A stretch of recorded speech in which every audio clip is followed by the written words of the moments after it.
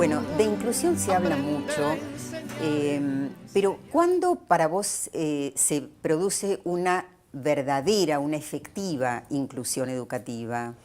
Bueno, las políticas de inclusión educativa muchas veces están reducidas a lo que es el acceso al sistema. Condición necesaria, pero no suficiente. Para tener una educación de buena calidad, una experiencia interesante, una buena educación, tenés que estar adentro de las escuelas. Y esto es un tema, porque todavía no está logrado, ¿no? Si bien se logró prácticamente la universalización de la educación primaria y se está avanzando mucho en el nivel inicial y en la educación secundaria, aún es una deuda pendiente, ¿no? Y lo mismo, bueno, en educación superior.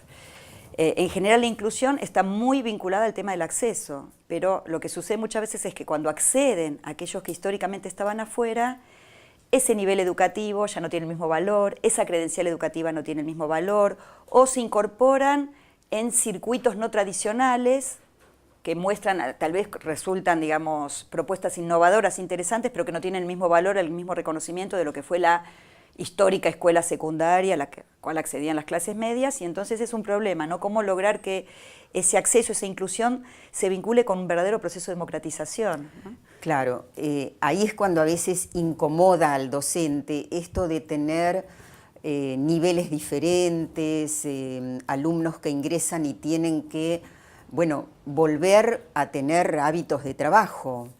Es que ahí está el tema del docente, el tema de la preparación, de las condiciones de trabajo, ¿no? Esto no lo puede resolver el docente aislado en su aula o en su curso, ¿no?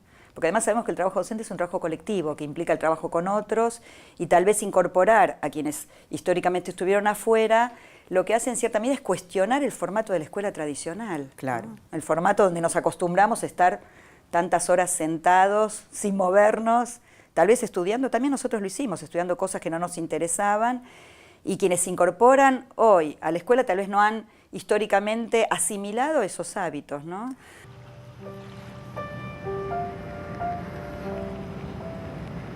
En la técnica 5 tenemos mucha gente de la isla, muchos alumnos, y más por eso empezó todo.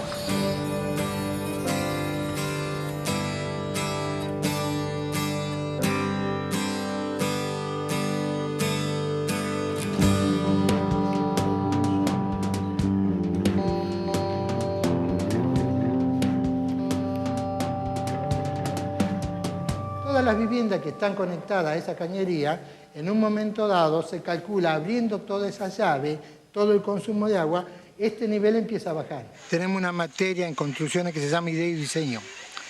Y uno de los trabajos era diseñar una casa en la isla, donde había que calcular un muelle y una planta potabilizadora, que era lo más esencial que necesita una casa en la isla.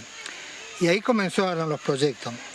Pero lo que más impactó en los chicos fue la planta potabilizadora, porque varios alumnos que viven en la isla vivían, digamos, diariamente el problema del agua, de viajar a la escuela, traer un bidón vacío, ponerlo, digamos, en la baranda, luego llenarlo con agua y llevárselo a la casa. Entonces fue lo que se trató de buscarle una solución a ese problema. Yo me llamo Alan Martorelli. Soy un alumno de la Escuela Técnica número 5 de Tigre, y justamente dentro de nuestro grupito, que hoy en día somos 5 o 6, tenemos una compañera nosotros que vive en la isla. Bueno, a partir del problema de que no tienen agua, empezamos principalmente a hablar con los profesores, contándoles el problema, y bueno, empezamos a ayudar, buscando internet, en libros, en donde podíamos sacar información, nosotros sacábamos y la traíamos. ¿Y ese formato escolar se está cambiando o todavía la transformación de la escuela media no incluye esto? Y todavía falta mucho. Uno podría decir que hoy, a ver, si pensamos un poco en la escuela, la forma de la escuela viene del siglo XIX. Nosotros los docentes nos formamos en el siglo XX y nuestros estudiantes son del siglo XXI. Hay una especie de desfasaje que es muy difícil de transformar. Y la escuela secundaria tal vez es la escuela donde se deberían producir la mayor cantidad de cambios, ¿no? Hay algunas experiencias interesantes, como las escuelas secundarias que impulsó el Ministerio de Educación de la Nación, que se crean en universidades nacionales, que a diferencia de las históricas incorporan o incluyen a todos los estudiantes y están pensando o están diseñando nuevos formatos escolares, nuevas formas de cursar, nuevas formas de regularidad, de promoción, etcétera, que en cierta medida empiezan a trastocar ese formato tradicional, ¿no? Pero y en otros países latinoamericanos también se está trabajando en esta línea de repensar los formatos. Sí, pero no todos, no en todos, y lo que sí es interesante también señalar es que la escuela secundaria está en crisis en los diversos países de la región. ¿Solo de la región? Del mundo. Del mundo, ¿no? Como claro, uno puede ver claro. en algunas, digo, inclusive en algunas películas, ¿no? Esa tensión que se produce al interior de las escuelas secundarias entre las culturas juveniles, sus expectativas, su forma de pensar, mirar el mundo y lo que las escuelas secundarias ofrecen o no ofrecen a los jóvenes hoy, ¿no?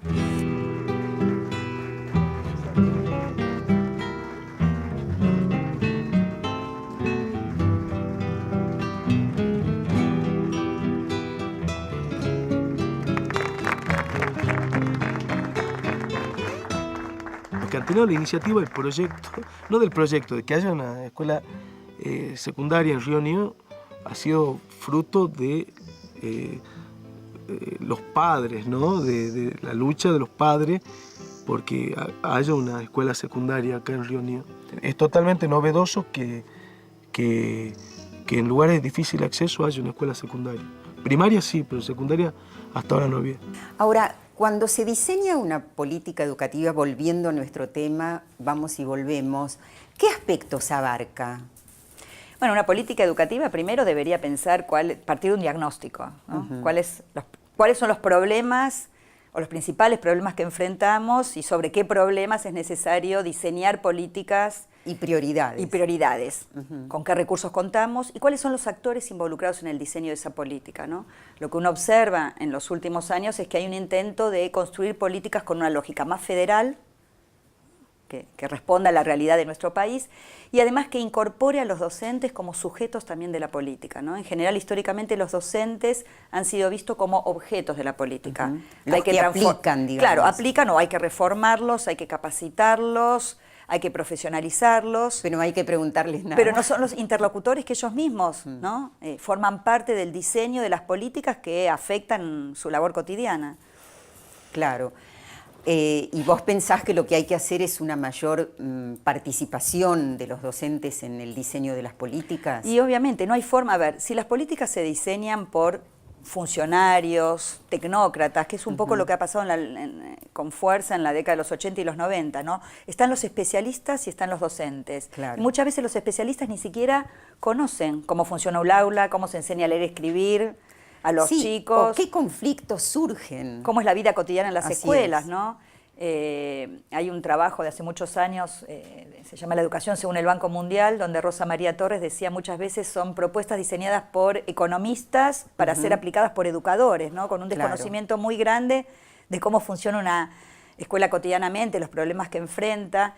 Y entonces, si las políticas se diseñan por especialistas y no participan los docentes, como decías, o tienen que aplicarla, o muchas veces lo que hacen es rechazarla, desconocerla, o en realidad hay una distancia muy grande entre la política que se diseña y que lo que los docentes hacen en el aula, ¿no? Esas mediaciones que se van produciendo, qué sentidos se van construyendo en torno a eso. Entonces uno puede diseñar una política muy innovadora, como el caso en la Argentina de lo que es la Ley de Educación Sexual Integral y los programas articulados en eso, pero si eso no se trabaja con los docentes, bueno, ahí hay una distancia muy grande.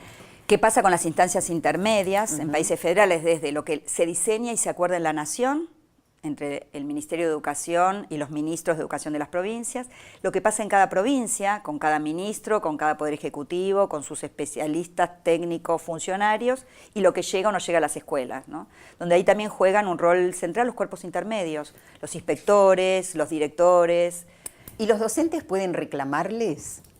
Y muchas veces los docentes se sienten como muy ajenos, ¿no? Muchas veces sienten a veces que los consultan, pero que después su voz no llega o no la ven reflejada en el diseño de las políticas. Entonces ven una distancia muy grande. Y esto genera muchas veces mucha frustración, o muchas veces esto, ¿no? Actitudes de rechazo a esas políticas que tal vez desconocen. ¿En qué cambia la formación docente según cuál sea la política educativa de un país? Y cambia mucho. En la actualidad, pensar a los docentes como sujetos de la política implica también involucrarlos en un proceso de democratización, de inclusión, de transformación social. En nuestro país se está desarrollando el Programa Nacional de Formación Permanente, que por primera vez es un programa que abarca al conjunto de los docentes del país y que está pensando a la formación docente como formación permanente, como un derecho, ¿no?, de los docentes, una formación permanente, pero que ese derecho está al servicio de otro derecho fundamental, que es el derecho de los estudiantes, ¿no? Entonces, tener docentes bien formados, preparados, también para enfrentar los retos del siglo XXI, ¿no? Incorporar las nuevas tecnologías, discutir qué implica hoy la inclusión, incluir a quienes estaban afuera, desde qué lógica, cómo se trabaja en el aula, etcétera. Y estamos ante un desafío, esperemos no perder esa oportunidad de que realmente se avance en profundizar la formación permanente de los docentes, ¿no? ¿Qué es PISA? PISA es una sigla que quiere decir Programa Internacional para la Evaluación del Estudiante. Es una creación de la OSD. ¿Y qué es la OSD? Es otra sigla que quiere decir Organización para la Cooperación y el Desarrollo Económico. La OSD reúne a 34 países con el objetivo de desarrollar mejores políticas para mejores vidas. A finales de los años 90, los países miembros de la OSD propusieron la idea de medir si los jóvenes de 15 años en el mundo están bien preparados para participar en la sociedad. También me parece importante ver qué se mira afuera, ¿no? Cuáles son los modelos que se miran. En algún momento, cuando se dieron a conocer los resultados de las pruebas PISA, bueno, Finlandia pasó a ser el modelo. En otro momento antes fue Chile. ¿Qué pasa con estos países? Sí. Es interesante ver esto, ¿no? Cuando trabajamos el caso de Finlandia, siempre le señalamos a los estudiantes, Finlandia tiene 5 millones de personas, tiene otro PBI, tiene 8 universidades que forman docentes. Es una realidad muy diferente y muchas veces comparamos realidades que no son comparables y las comparamos solo en algún aspecto, ¿no? Es bueno el caso de Finlandia, porque Finlandia es un país que parte de una confianza manifiesta hacia el sector docente. Y lo que encontramos hoy en Chile, en Ecuador y en muchos países de la región, obviamente también esto sucede en Argentina, sucedió con la discusión del Instituto de Evaluación de la Ciudad, es que hay una fuerte desconfianza hacia el sector docente. Bueno, ¿quiénes son nuestros docentes? No saben, hay que evaluarlos, no están capacitados, están sindicalizados, faltan, no quieren trabajar, etcétera, ¿no? Y hay toda una imagen que se construye en torno a los docentes de fuerte desconfianza. Entonces es muy difícil desarrollar un proceso pedagógico que se basa en la confianza si desconfío de los docentes, que son un sujeto clave en el proceso, ¿no? Y Finlandia es un país de fuerte confianza hacia el sector docente. Lo que sí es interesante ver de Finlandia es que hay un proceso de formación, también de selección, de habilitación profesional, bastante desarrollado y que tal vez esas experiencias nos pueden servir para aprender algunas cuestiones, pero nunca como modelos a imitar, ¿no? Y el caso de Chile creo que es mucho más elocuente. Chile es un proceso que avanzó en la privatización de su sistema, en la mercantilización. En Chile, por ley, está aceptado que una escuela tenga fin de lucro, que una institución educativa tenga fin de lucro. Digo, no es un modelo que muchos querramos copiar, ¿no? Expertos en el campo de la educación de todo el mundo trabajaron juntos para crear una prueba de 2 horas que tiene como foco asignaturas claves, como lectura, matemáticas y ciencias. Los países participantes decidieron administrar la prueba cada 3 años y rotar el foco principal de la prueba entre las 3 asignaturas claves. Todo eso está muy bien, pero evaluar a los estudiantes no es nada nuevo. Entonces, ¿qué tiene de especial PISA? Las pruebas de PISA están diseñadas para saber si los estudiantes pueden usar lo que han aprendido en la escuela y aplicar ese conocimiento a situaciones y problemas de la vida real. Mencionaste recién la evaluación docente, es un tema muy polémico. ¿Qué puede aportar una evaluación docente? ¿En qué consistiría, por otra parte? ¿Y cuál puede ser el riesgo? Bueno, hay países que están aplicando ya sistemas nacionales de evaluación docente. Chile, el Sistema Nacional de Evaluación de Desempeño. Ecuador, que es un caso muy paradójico, un gobierno como el de Ecuador, que articula su modelo educativo en torno al buen vivir y que está aplicando una política de evaluación donde a los docentes se les toma una prueba sobre conocimiento, saber qué saben, no saben, se los manda a capacitar, a formarse en aquellos contenidos que no saben y se les vuelve a tomar una prueba, que esa prueba, esos resultados pueden estar vinculados inclusive a la continuidad del puesto de trabajo, ¿no? Puede saber, pero no saber enseñar, no saber transmitir. Esto es fundamental. No solamente no saber enseñar, sino reconocer al otro, incluirlo.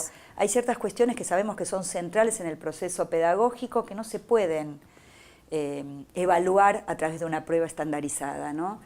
Y en general las pruebas, los sistemas de evaluación de los docentes, que es el tema de agenda, ¿no? En la década de los 90 se instalaron los sistemas de evaluación de los estudiantes o de medición de los resultados. Y hoy en los últimos años se está avanzando en los sistemas de evaluación de los docentes.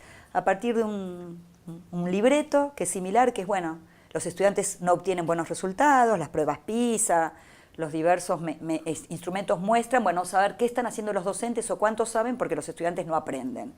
Y entonces los docentes no saben porque los estudiantes no aprenden.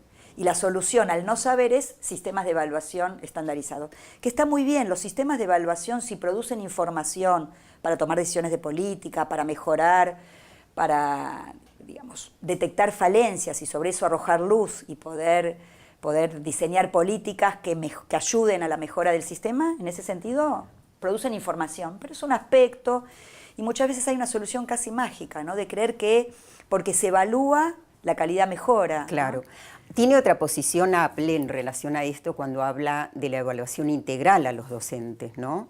Lo que supone también poder observar clases, por ejemplo. Sí.